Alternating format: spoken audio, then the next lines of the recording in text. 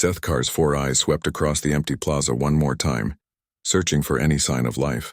The Vrex archaeologist had spent 3 rotations on this world, and the silence still disturbed him. His scaled fingers traced the smooth surfaces of the abandoned buildings, each structure perfectly preserved but completely empty. This was the 7th human settlement he had investigated in the past cycle. All of them told the same impossible story. No signs of struggle. No bodies, no damage. The humans had simply vanished, leaving behind their cities like empty shells on a beach. "Command, this is Zethkar," he spoke into his communicator. "I'm transmitting my final report on the colony designated Terra 7. The pattern remains consistent with all previous sites." The response crackled through his device. "Any theories, archaeologist?" Zethkar clicked his mandibles together, a sign of deep thought among his people. The humans left voluntarily. Everything suggests a planned evacuation. But the scale is what troubles me. We're talking about billions of beings across multiple star systems. Where could they have gone? He walked through what appeared to be a market district. Stalls stood ready for merchants who would never return.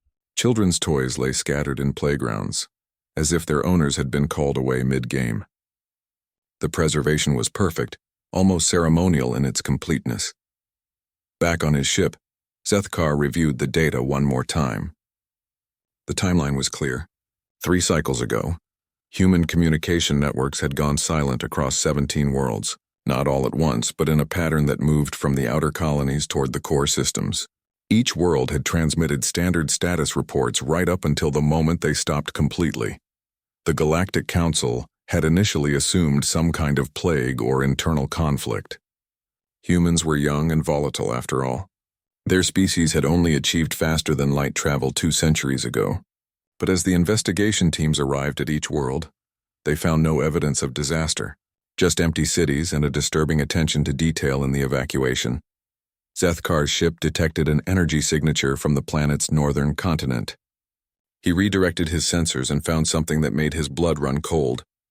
A massive structure, clearly human in design, sat in what had once been a forest. It was geometric and angular, rising from the ground like a crystal mountain. Energy readings suggested it had been recently active. Landing near the structure, Zethkar approached on foot. The building hummed with residual power and strange symbols covered its surface. As he got closer, his universal translator began picking up fragments of meaning. The symbols were coordinates, but not for any location in known space. Inside the structure, he found banks of computers still running on automated systems. The data they contained would have been incomprehensible to most species, but Zethkar had studied human technology for decades. What he saw made him sit down heavily. The computers were tracking something beyond the galactic rim. Energy signatures moving at impossible speeds, heading toward the edge of the observable universe. The readings suggested massive objects, bigger than star destroyers, traveling in coordinated groups. The timestamp showed the last signals had been detected just days ago. Zethkar transmitted his findings to the Galactic Council immediately. Within hours, observatories across 3 star systems confirmed his worst fears. Something was moving beyond the edge of known space, and the energy patterns matched human technology. On the Council station, representatives from dozens of species gathered in emergency session. The chamber buzzed with translation devices working overtime as confused and frightened voices filled the air. "This is impossible," declared Ambassador Iril of the Ethereal Collective. Her crystalline form glowed with agitation. "No species has the technology to travel beyond the galactic boundary. The energy requirements alone would drain a star." Commander Thoss of the aquatic depth slapped his tentacles against his breathing apparatus. Maybe they didn't travel. Maybe they were taken. "By whom?" asked the Vrex representative. "There are no known civilizations beyond our galaxy. We've been monitoring deep space for millennia." Zethkar stepped forward to address the council.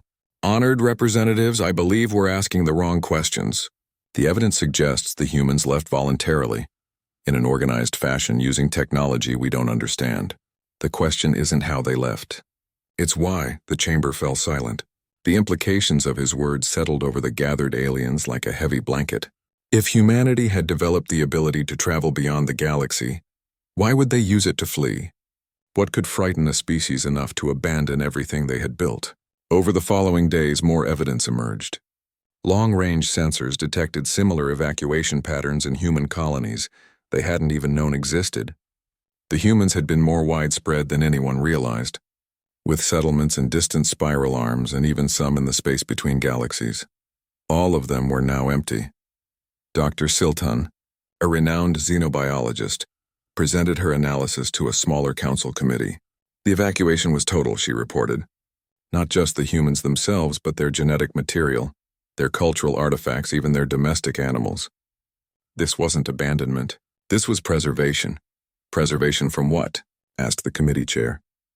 I don't know, Siltan admitted. But whatever it was, they believed it would affect everything they left behind. Deep space monitoring stations began reporting anomalies. Stars near the galactic edge were behaving strangely, their light shifting in ways that suggested space itself was changing. The phenomena were subtle but consistent, as if reality was becoming unstable at the universe's boundaries. Zethkar returned to his ship and began a personal project. Using human astronomical data from the abandoned colonies, he tried to track the evacuation routes. The patterns were complex but logical. The humans had moved in waves, with each group following precise trajectories toward specific points beyond the galaxy. What disturbed him most was the timing. The evacuation had begun almost a full cycle before any other species had detected the space anomalies. Somehow, the humans had known what was coming long before anyone else. As he worked late into the ship's night cycle, Zethkar made a discovery that chilled him to his core. Hidden in the human computer systems was a monitoring network that spanned the entire galaxy. For decades, maybe centuries, humanity had been watching everything: stellar mechanics, gravitational fluctuations, quantum field variations. They had been studying the universe itself with an intensity that bordered on obsession. And in their data, he found the reason for their flight. The universe was dying. Not in the slow heat death that scientists had always predicted, billions of years in the future. Something was accelerating the process. Space itself was becoming unstable, starting from the edges and working inward. The humans had discovered this catastrophe and had spent generations preparing for it. While other species had focused on conquest and territory, humanity had been building an escape route. While aliens fought wars over resources and trade routes, humans had been developing technology to transcend physical reality itself. Zethkar transmitted his findings to the council, but he knew it was already too late. The humans were gone, carrying with them the only known solution to a problem that would eventually consume everything. The galaxy's youngest species had become its most advanced, and in their wisdom, they had quietly departed for safer shores. In the distance, another star flickered and went dark, consumed by the expanding zone of instability at the universe's edge. Somewhere beyond the reach of their sensors, humanity continued its journey toward salvation, leaving behind a cosmos that had never truly understood what it was losing. The data archive flickered to life as Zethkar's team finally cracked the encryption. For days, they had worked to access the human records found deep within the abandoned research station on Terra 7. What they discovered made the Rex archaeologist's scales pale to a sickly green. "Play the first file," he instructed his assistant. A holographic human appeared in the center of the room. The being was elderly, with the gray hair and lined face that marked advanced age in their species. When it spoke, the universal translator rendered its words in standard galactic. "This is Dr. Elena Vasquez, Chief Science Officer of the Terran Stellar Observatory. The date is... it doesn't matter anymore. If you're watching this, we've already gone, and you've discovered what we tried so desperately to tell you." The image of Dr. Vasquez looked directly at them, as if she could see across time to the alien investigators who would eventually find her message. "We've been monitoring the quantum decay rate for over 200 years. The universe is not ending naturally. Something is forcing the acceleration of entropy. The heat death that should have taken trillions of years will happen in mere thousands." Zethkar felt his heart skip several beats. Around him, his research team stood frozen, absorbing the implications of what they were hearing.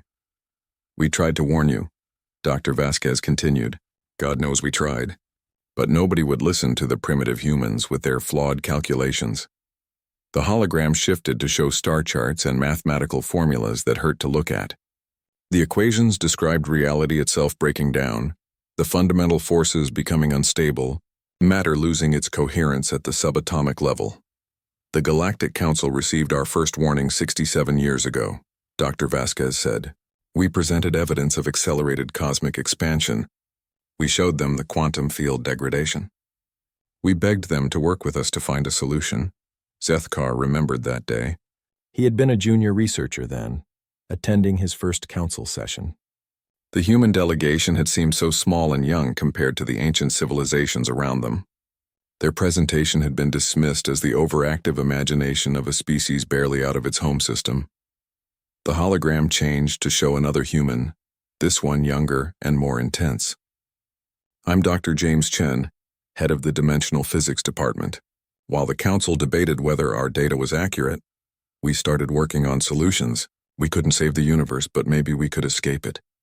The image showed laboratories filled with impossible machinery. Humans worked alongside strange geometries that seemed to exist in more than 3 dimensions.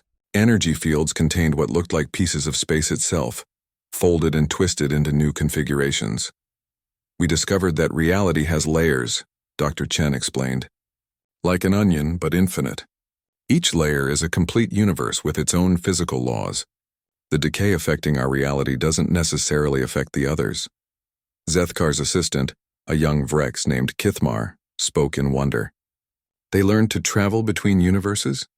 Not just travel, corrected another voice from the recording. A third human appeared, this one with the bearing of someone accustomed to command. Captain Sarah Mitchell, Colonial Defense Force. We learned to create them. The display showed star maps of human colonies that no alien species had ever detected. Secret settlements in the void between galaxies. Massive construction projects that dwarfed anything the known civilizations had ever attempted. Every colony was a test site, Captain Mitchell explained. We were learning to build stable pocket realities, small universes that could exist independently of our dying cosmos. Each one required the combined industrial output of 3 star systems and the cooperation of every human settlement. The recording shifted to show the Galactic Council chambers from decades earlier. Human ambassadors stood before the assembled alien representatives, pleading their case with desperate urgency. Honored representatives, one of the humans was saying, we're offering to share everything we've learned. The pocket universe technology could save all our species, but it requires unprecedented cooperation. Every civilization would need to contribute resources and expertise. Zethkar watched his own people's representative from that long-ago session. The Vrex had been polite but dismissive. The young humans make interesting claims, the representative had said, but their timeline seems unnecessarily rushed. We have eons to solve these problems if they even exist. The ethereal collective's ambassador had been less diplomatic. Humanity seeks to use fear to gain access to our advanced technologies. We will not be manipulated by a species that has existed for mere millions of years. As the recording continued, Zethkar saw the pattern emerge. Every attempt by humanity to share their discoveries had been met with suspicion or condescension. The older species couldn't accept that their youngest member had discovered something they had missed. The aquatic depths accused us of trying to steal their deep space monitoring data. Dr. Vasquez said in a later recording, the ethereals claimed we were attempting to disrupt their philosophical unity with primitive materialism. The crystalline hive wouldn't even meet with us after we suggested their silicon-based consciousness might not survive the quantum field decay. The recording showed years of frustration and growing desperation. Human scientists made breakthrough after breakthrough, while their diplomatic corps exhausted every avenue for cooperation. Time estimates for the universal collapse kept getting shorter as their understanding improved. Final attempt at formal cooperation, Dr. Chen announced in one of the last recordings. The Council has agreed to review our data, but only if we submit to a full technological audit. They want access to all our research before they'll even consider our warnings. Zethkar knew how that had ended. The humans had refused, claiming the knowledge was too dangerous to share without proper safeguards. The Council had taken this as confirmation of their suspicions about human motives. We realized they would never trust us enough to work together, Captain Mitchell said in the final recording. Every species was too proud, too set in their ways, too convinced of their own superiority. The Vrex wanted to hoard the technology for military advantage. The ethereals saw it as a threat to their spiritual beliefs. The depths couldn't accept that surface dwellers had surpassed their deep space knowledge. The hologram showed construction ships leaving human space. heading for the galactic rim and beyond. Massive arcs carrying entire populations toward coordinates that existed outside normal spacetime. "We're not abandoning you out of selfishness," Dr. Vasquez said, appearing one final time. "We're creating lifeboats because the ship is sinking and you won't admit there's a hole in the hull. Maybe someday when the water reaches your ankles, you'll remember that we tried to help."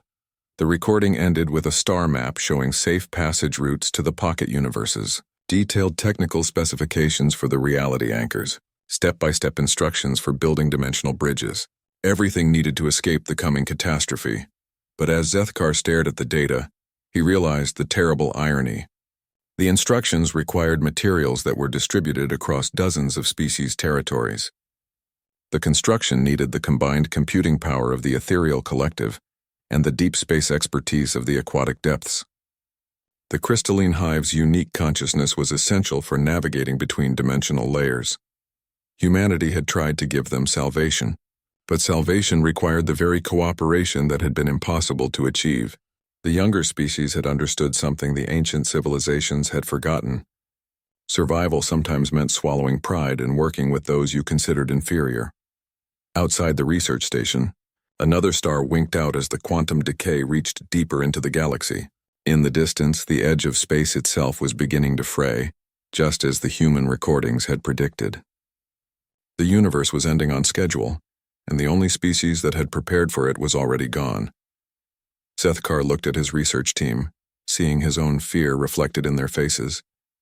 They had the knowledge now, but knowledge without cooperation was just another form of ignorance. The humans had left them a gift, but it was a gift they might never be able to use. The signal came from beyond everything, past the galactic rim, past the observable universe, from a place that shouldn't exist according to every law of physics the Galactic Council understood. Yet there it was, broadcasting on frequencies that human technology had once used, carrying a message that would change everything. Ambassador Irl's crystalline form vibrated with excitement as she addressed the emergency council session. "The transmission began 3 cycles ago," she announced. "Our deep space arrays detected it simultaneously across 17 sectors. The signal is definitely human in origin." The council chamber buzzed with nervous energy. Representatives from every major species had gathered to hear humanity's voice from beyond the cosmic horizon. After cycles of silence, the extinct species was speaking again. "Play the message," ordered the Council Prime, an ancient being whose species had been exploring space when most others were still evolving intelligence. The chamber's speakers crackled to life, and a human voice filled the air. But this wasn't the desperate pleading they remembered from the old warnings. This voice carried the calm confidence of someone who had accomplished the impossible. "Greetings to the Galactic Council, and all civilizations receiving this transmission. This is Admiral Sarah Chen, speaking on behalf of the United Human Colonies in Exile. If you're hearing this message, it means our long-range communicators are still functioning across dimensional barriers. That's encouraging news." The holographic display showed star charts unlike anything the Council had ever seen. These weren't maps of normal space, but diagrams of folded reality. Pocket universes nested within each other like geometric flowers blooming in mathematical space. "We want you to know that we made it," Admiral Chen continued. "All of us, 47 billion humans, along with the genetic material of every species from our homeworlds, are safe in stable pocket realities. The transition was difficult, but we've established 17 self-sustaining universe seeds, each one capable of supporting civilization for longer than your original cosmos ever could." Around the council chamber, alien representatives sat in stunned silence. The humans hadn't just escaped the dying universe. They had created new ones. "We know many of you thought we were being paranoid," the voice continued, and there was no bitterness in it, only sad acceptance. "We understand why our warning seemed impossible to believe. A universe doesn't simply die in a few thousand years, except this one is, and by now you've probably started to notice the effects." The holographic display shifted to show real-time observations of the cosmic decay. Stars were going dark at an accelerating rate as the quantum field degradation spread inward from the universe's edge. Space itself was becoming unstable, with entire regions simply ceasing to exist as the underlying mathematical foundations collapsed. "The decay rate has increased by 30% since we departed," Admiral Chen reported. Our models suggest you have approximately 800 years before the instability reaches the galactic core. After that, the collapse will accelerate exponentially. Sethkar felt his blood turn to ice water. 800 years sounded like a long time, but for galactic civilizations it was barely a moment. Even if every species began working together immediately, could they accomplish what humanity had taken centuries to achieve? "We're not calling to say goodbye," the transmission continued. "We're calling to offer help. Despite everything that happened between us, despite the dismissals and accusations, we're still willing to share what we've learned." The data package attached to this transmission contains complete specifications for reality anchor technology. The council chamber erupted in excited chatter as technical officers confirmed the data download. Petabytes of information flooded their systems: blueprints for dimensional engines, mathematical frameworks for universe construction, resource requirements for pocket reality generation. Admiral Chen's voice cut through the noise. "We know what you're thinking. The specifications look impossible. The resource requirements seem astronomical. The cooperation needed appears beyond your capabilities. You're right on all counts. But impossible is just another word for never tried before." The holographic display showed the construction of a pocket universe in time-lapse. Massive installations worked in perfect synchronization across multiple star systems. Ships from different species carried components that fit together like pieces of a vast, cosmic puzzle. The cooperation was total and seamless. "This is what it looks like when species work together," Admiral Chen explained. "Not just alliance or trade agreements, but genuine integration of resources and expertise. The ethereal collective's computational matrices forming the mathematical foundation. The Vrex industrial capacity providing the raw materials. The aquatic depths deep space navigation guiding the dimensional anchors. The crystalline hive's collective consciousness interfacing with reality itself." Sethkar looked around the chamber and saw the problem immediately. Even now, faced with universal extinction, the different species sat in separate groups. The Vrex military officers huddled together, already planning how to secure the technology for their own use. The ethereals maintained their philosophical distance from what they considered crude materialism. The aquatic depths representatives remained in their environmental suits, isolated from the air-breathing species. "We've included detailed instructions for organizing the construction effort," the transmission continued. "The pocket universe generators must be built simultaneously across multiple sectors to maintain dimensional stability. This isn't something any single species can accomplish alone, no matter how advanced. It requires trust, coordination, and the willingness to share your most closely guarded secrets." The technical data was staggering in its complexity. Each pocket universe required components that could only be manufactured by different species. The Vrex alone possessed the industrial infrastructure for the dimensional framework. The ethereal's unique relationship with quantum consciousness was essential for the reality anchors. The crystalline hive's collective processing power was needed to calculate the universe's fundamental constants. "The most difficult part isn't the technology," Admiral Chen admitted.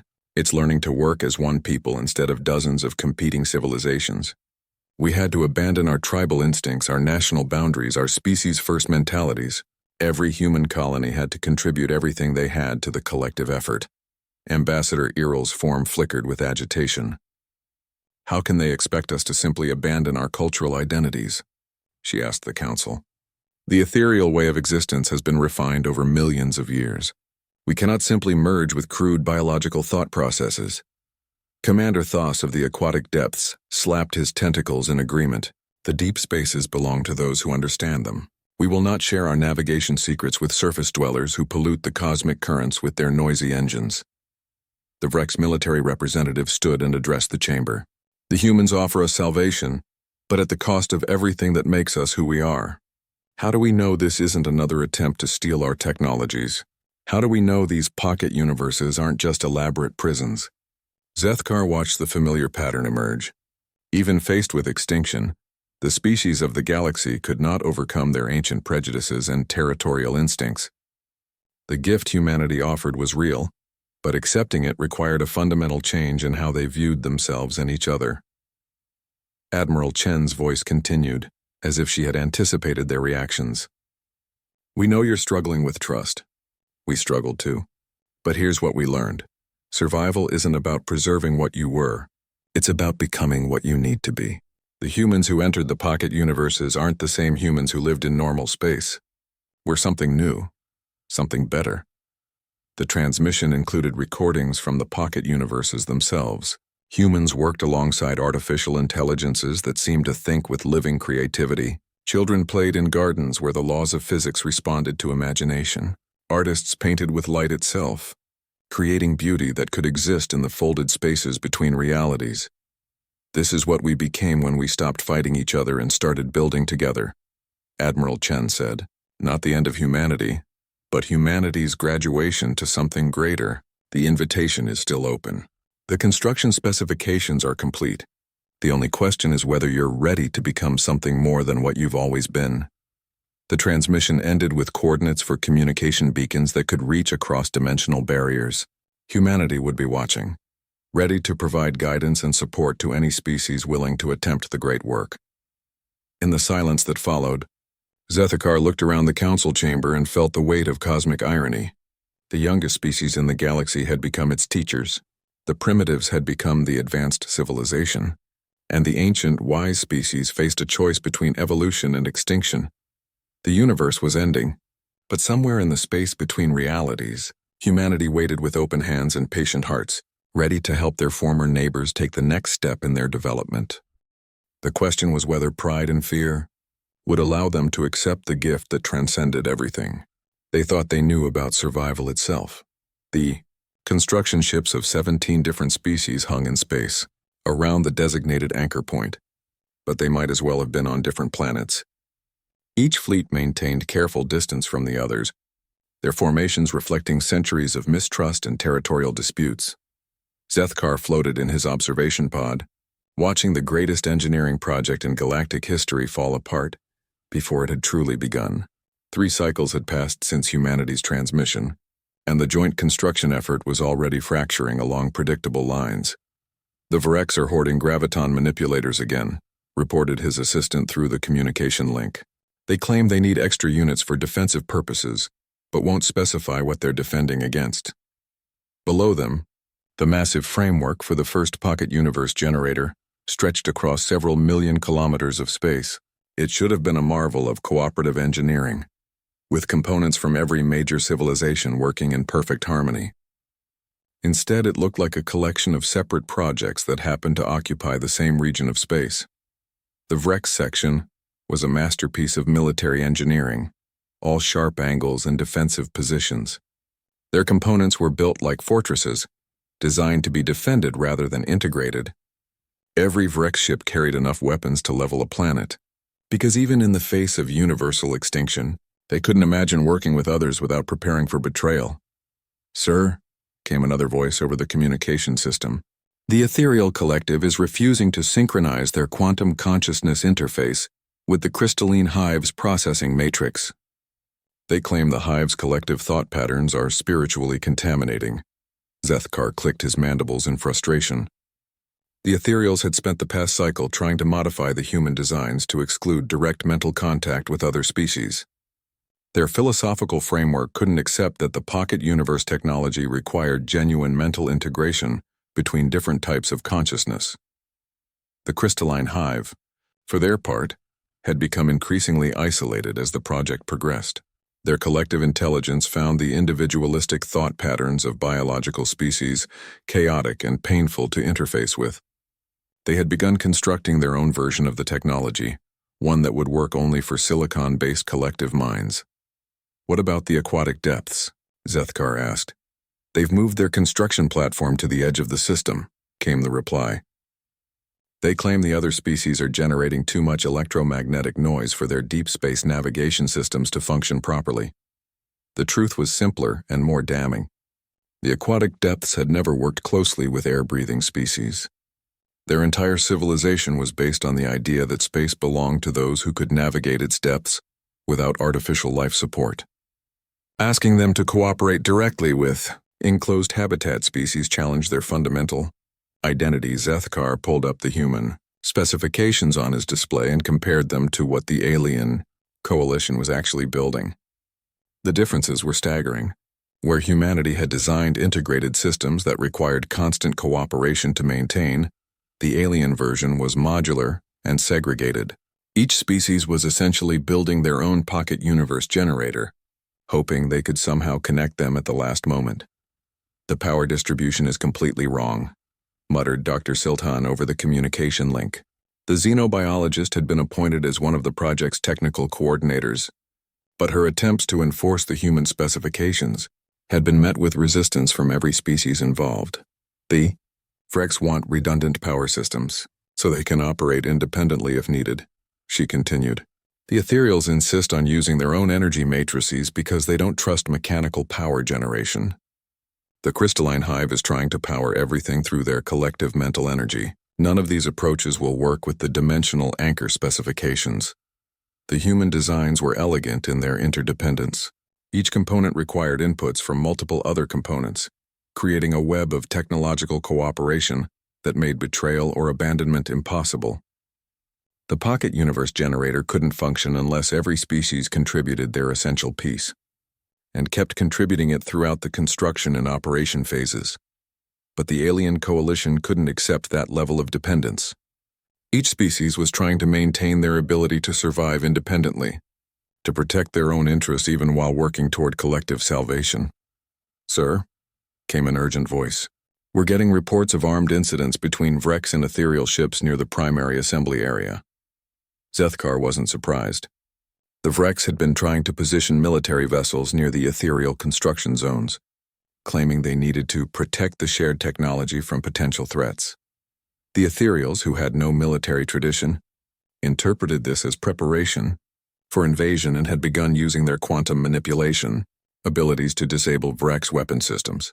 The communication channels were filled with diplomatic protests and counter-protests. The Vrex accused the ethereals of sabotage.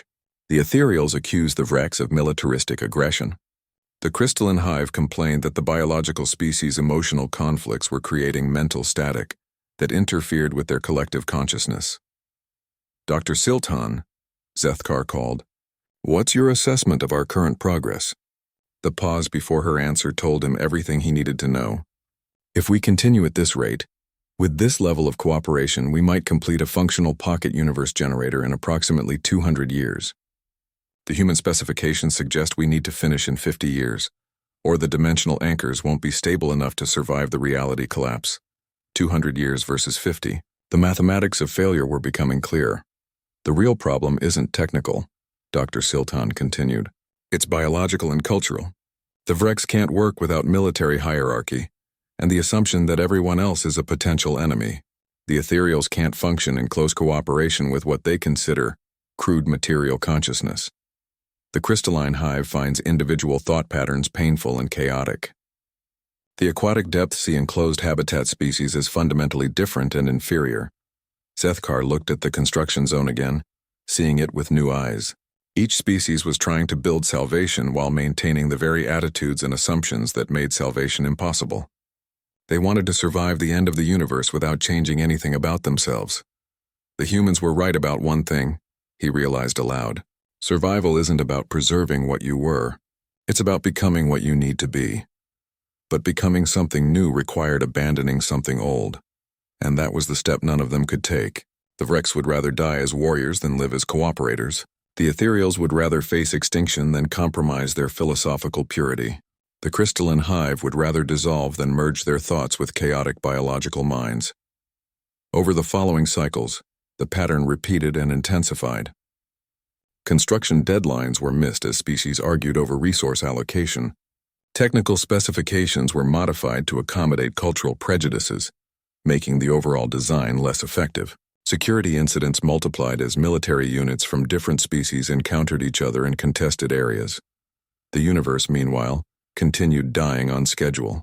Long-range sensors detected the expansion of unstable space, the collapse of distant galactic clusters, the gradual shutdown of physical laws at the cosmic periphery. The countdown continued, indifferent to the political failures of the species trying to escape it. "Sir," came a final communication from the project coordinators, "the Vrex have withdrawn from the joint construction effort. They're claiming the human specifications were designed to give other species access to Vrex military technology. They're going to attempt building their own pocket universe using only Vrex resources and knowledge. Within days, the coalition collapsed entirely. The ethereals announced they would pursue a spiritually pure approach to universal transcendence. The crystalline hive retreated to their homeworld to attempt a collective consciousness transfer. The aquatic depths simply vanished into the deep spaces between stars, following navigation routes known only to themselves. Zethkar found himself commanding one of the last mixed species research stations in the galaxy, watching as each civilization retreated into its own attempted solution. The human gift of cooperation had been offered freely, but cooperation was the one thing none of them had been able to accept. In the distance, another star cluster went dark as the reality collapse accelerated. The universe was ending exactly as humanity had predicted, and the species that remained were facing it exactly as they always had, alone, proud, and convinced that their way was the only way. The mathematics of extinction were simple and final. Without cooperation, there could be no salvation. Without change, there could be no survival. And without trust, there could be no escape from the dying cosmos that had given them all life, only to watch them choose death over transformation. The last star in the galaxy was dying. Zethkar watched from his observation station as the ancient red giant flickered and dimmed, its nuclear fires finally exhausted after billions of years of faithful service. Around him, the final representatives of galactic civilization gathered in what had once been the council chambers, now relocated to this tiny bubble of stability in an otherwise collapsing universe. Only 7 star systems remained functional, protected by emergency reality stabilizers that the combined alien species had managed to construct in their final desperate years. It wasn't much, but it was enough to house the last few million beings who had survived the cosmic collapse. "The quantum field degradation will reach us within the cycle," reported Dr. Siltan, her voice calm, despite the magnitude of what she was announcing. "Our stabilizers can't maintain local reality much longer. The mathematics are final."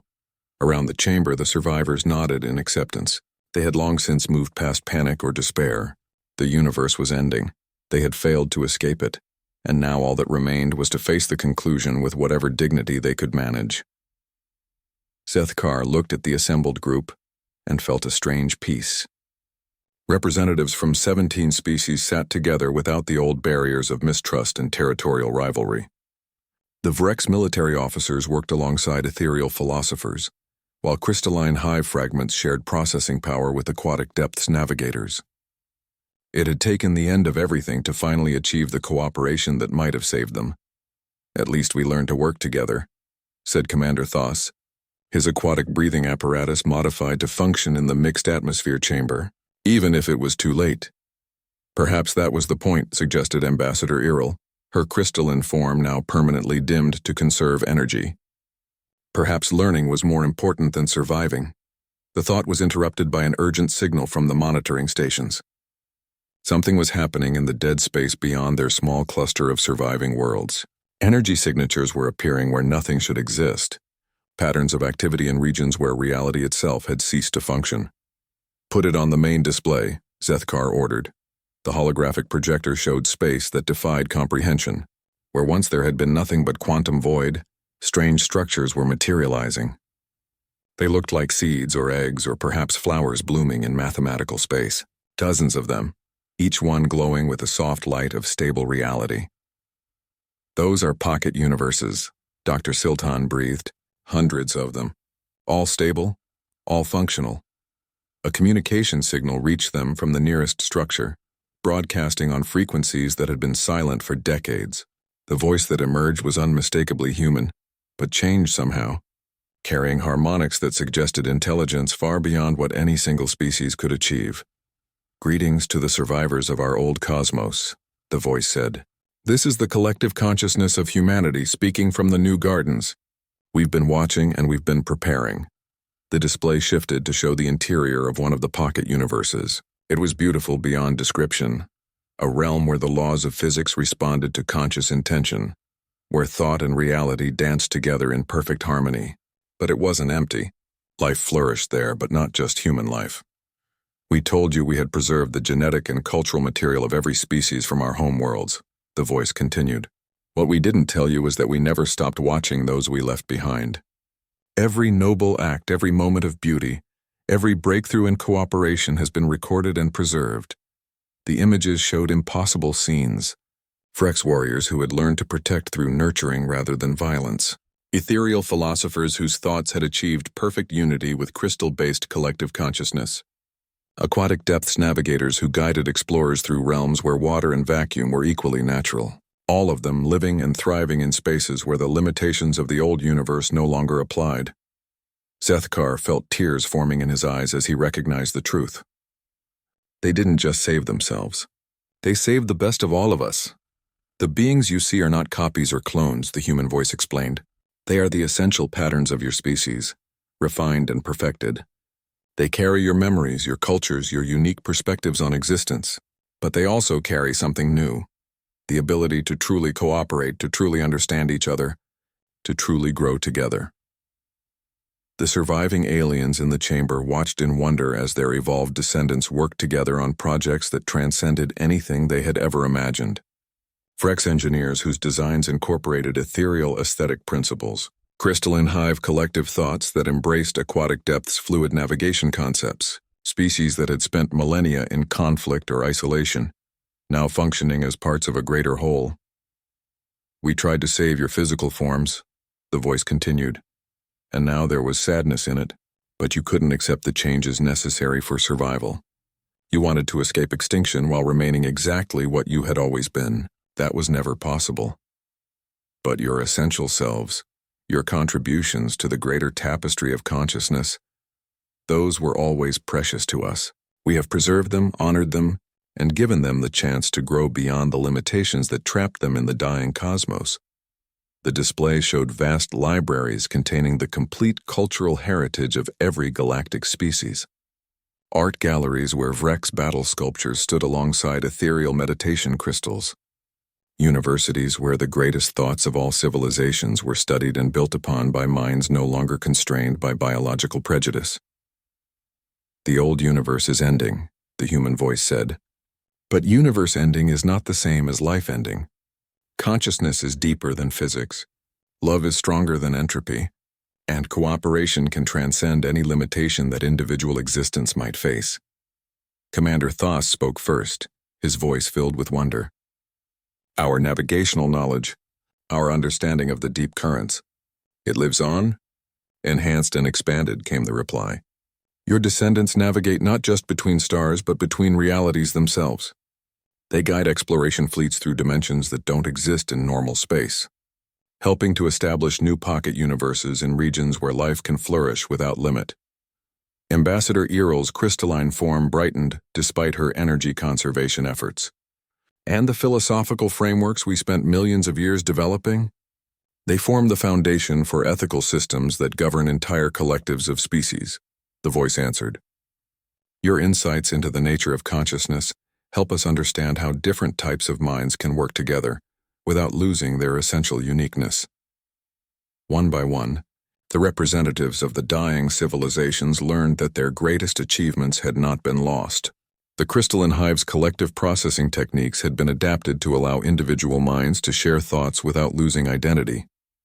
The Vrex military traditions had evolved into protection protocols that safeguarded vulnerable species as they developed. Every contribution had been preserved and grown into something greater. But what about us? Zethkar asked finally. What about those of us who remained? The human voice was gentle when it replied. You are the bridge. You are the ones who proved that cooperation was possible. Even at the end, your choice to work together in these final moments has changed the essential pattern of your species. When the last reality stabilizer fails and your physical forms dissolve, your consciousness will not end. It will join the greater collective, carrying with it the wisdom you gained through facing extinction together. The chamber fell silent as the implications settled over them. They would not survive as individuals, but they would continue as part of something infinitely larger and more meaningful. Their struggles, their failures, their final success in learning to cooperate, all of it would become part of the growing consciousness that humanity had become.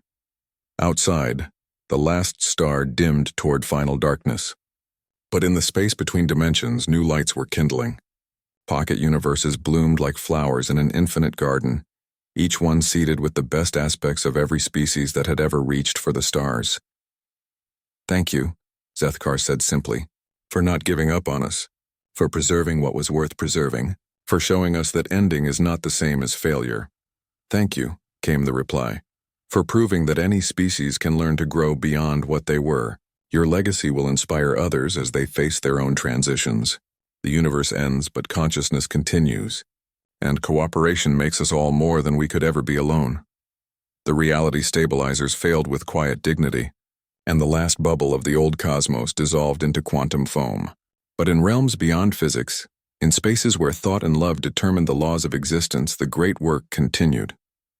Humanity and its rescued civilizations built new realities together, each one a testament to the power of cooperation over extinction, of growth over stagnation, of hope over fear. The universe had ended, but universe ending was just another word for beginning again. And in the new gardens that bloomed where emptiness had been, every species that had ever dreamed of touching the stars found that their dreams had only been the first step in a journey that would never end.